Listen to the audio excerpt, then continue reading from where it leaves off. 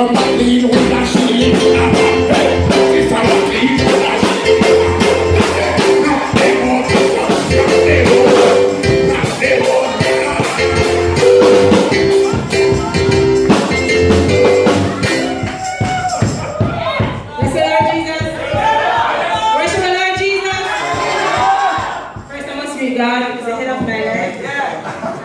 Greet Pastor Thomas, Missionary Thomas, Missionary Kelly, Minister Bent, Deacon Barnes, and I greet you all in the mighty name of Jesus. Well, I'm in the heart of race.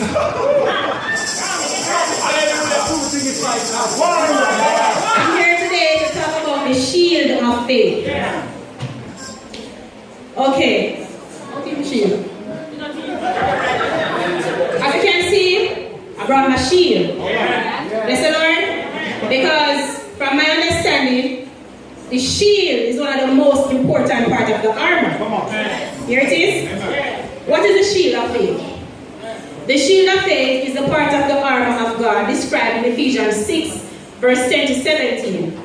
After summarizing the gospel and giving the Ephesians various instructions, Paul concludes his massive by saying, in part, finally, be strong in the Lord and in his mighty power. Put on the whole armor of God, so that you may take your stand against the devil's schemes. Ephesians 6, verse 10 to 11.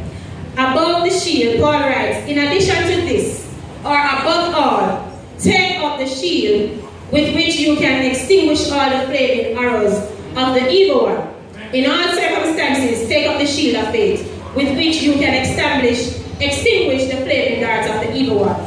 What I'm getting to understand is about the shield is that all of the other parts of the armor is our clothing. We put on the helmet, put on the breastplate, we wear the belt, we put on the shoes, but the armor, the shield is something that you have to take up.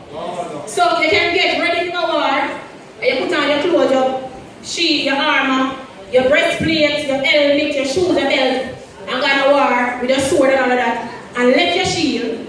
But if you let your shield, what happens to you? All of the darts will hit you.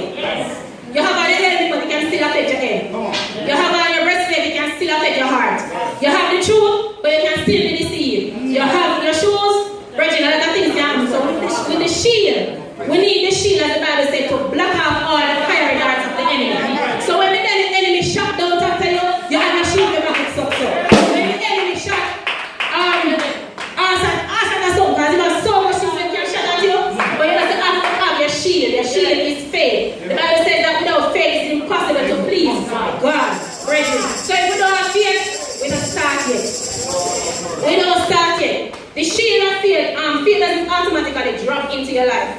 As you become a Christian, you have your whole your armor or part of your armor. The shield, you have to get the shield. It doesn't just automatically drop into your life. So when you become a Christian, you don't just automatically get faith. You have to work upon your faith. You have to believe the word of God and believe that what God says He will do. Bless the Lord. So the Roman shield in the time was called a Curatoe. This type of shield was as large as a door. This is my shield very little. And we couldn't make it no bigger. But some of the shields, the physical shields that the Romans used, were as big as doors. So you could actually stand behind the shield. So as Christian children of God, our faith, we should be able to stand behind our faith. Bless the Lord Jesus. We should be able to believe the word of God and stand upon the word of God. Bless the Lord Jesus. So in the Roman army, when the soldiers are fighting, and you know maybe they're fighting somebody, like say for instance I'm fighting somebody that's over past a yard, and I'm here with my army. In order to keep all of those darts that you're flying, that you're sending over the wall, the soldiers would come together with their shield and put it together. So it creates a greater barrier as the shield the enemy's darts. So brethren, as Christian and children of God, I'm telling you, just when we come together with our faith, oh God, man, we can't lose mountains. Just when we come together with our faith, nothing is impossible for us. So if you, let me tell you something, corporation couples with zeal, accomplishing that with zeal alone can't accomplish. So you are zealous, and I'm zealous, and he's zealous, but we're doing our own thing. We're not going to accomplish much. But when we come together,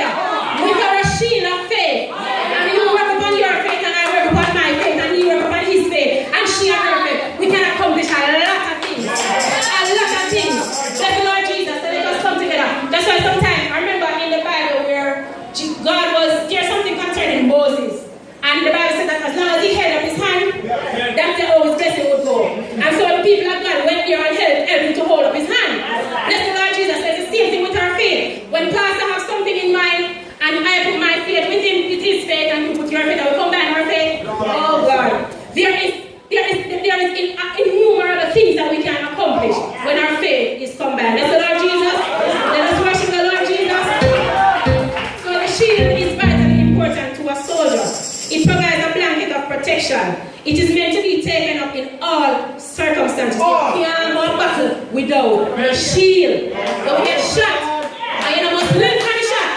You can dead. So we have to always take our shield. Often shields are painted with identified marks. Give me a full of fire.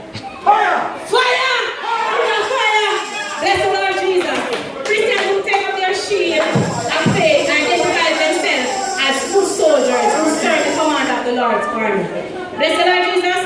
Now Hebrews 11 verse 1 says, now faith is the confidence in what we hope for and assurance about what we do not see.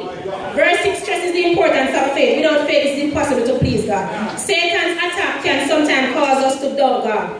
Faith prompts us to believe God. Bless the Lord. So no matter what we're going through, even though the circumstances may not seem fit, it may not seem like God is there, our faith reassures us that God is there and that God is able. Bless the Lord Jesus.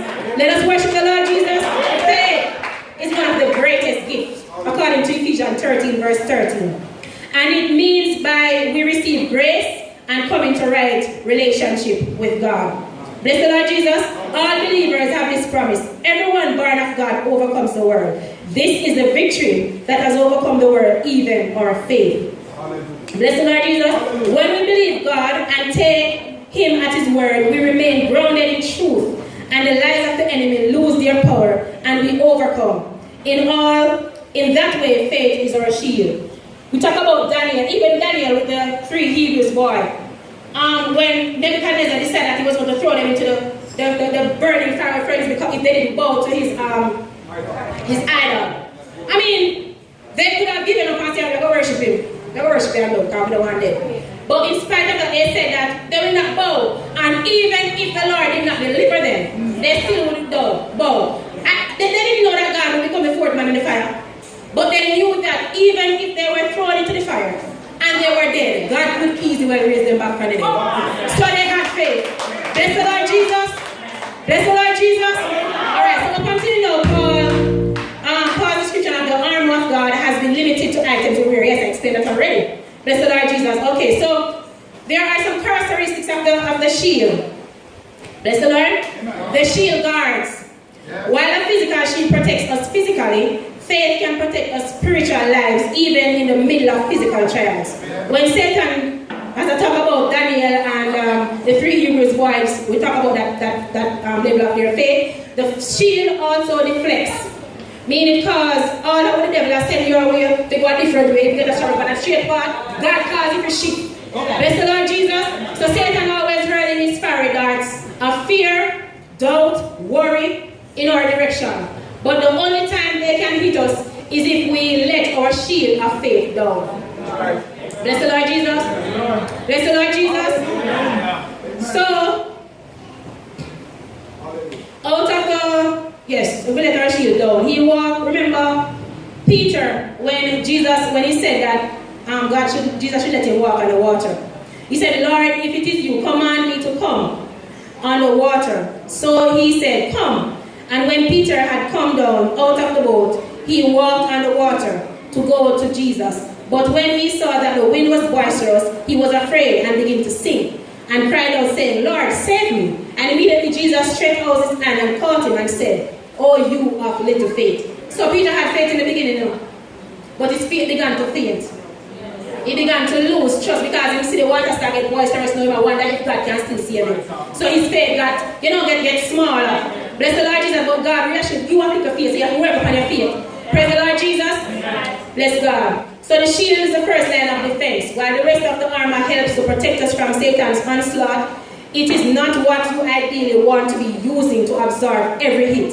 So as I said before, you don't want all of the darts to hit your helmet, to hit your breastplate, to hit all of your armor. This is what they use to protect you from all of those hits that they never want to send at you. Bless the Lord. So when our faith in God is in God's omnipotence and care is strong, it is impossible for Satan to break through our shield and land an attack. Praise God. But when we allow doubt to creep in, as Peter did when he was distracted by the waves, we still start to sink. The rest of our armor will be battered, so we will die. But the actively raised shield of faith prevents this, otherwise inhibiting fatigue. Bless the Lord Jesus. The shield of faith incapacitates. Bless the Lord. Mean that it prevents something from functioning in a normal way. Right. Bless the Lord. So when the devil sends schemes, the shield of God incapacitates. Praise the Lord Jesus. It stops it from working normal. So even when the devil sends some wrong thing in your way, the Lord can use it for positivity. Bless the Lord Jesus. Praise the Lord. When Christ was being tempted by Satan, his faith in the word and commands of God repelled Satan for a time. Hebrews 4 verse 15 tells us that Christ was tempted in all things. So he wasn't only tempted to eat, turn the stone into bread. He was tempted by all things. So however you know, he went through it. Bless the Lord Jesus. So this was certainly not the only encounter Christ had with the devil.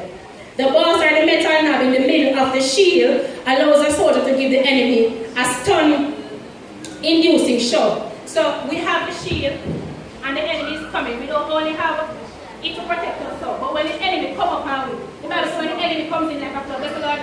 So when you come upon we push him off and ram his sword on their side. That's the Lord Jesus. So we have the shield to protect us and push him off, and then we have the sword.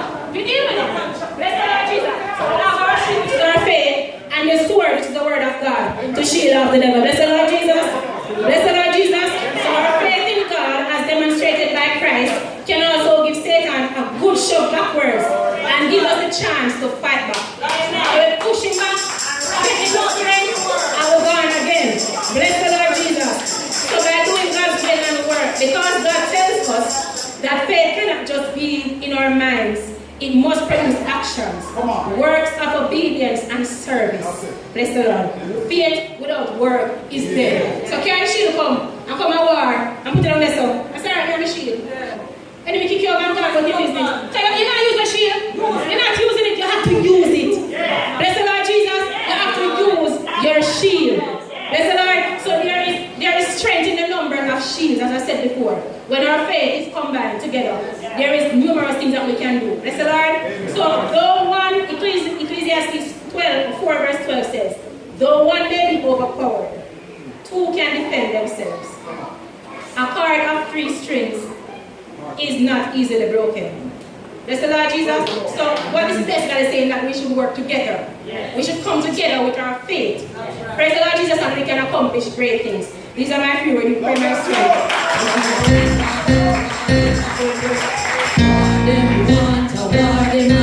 We are going.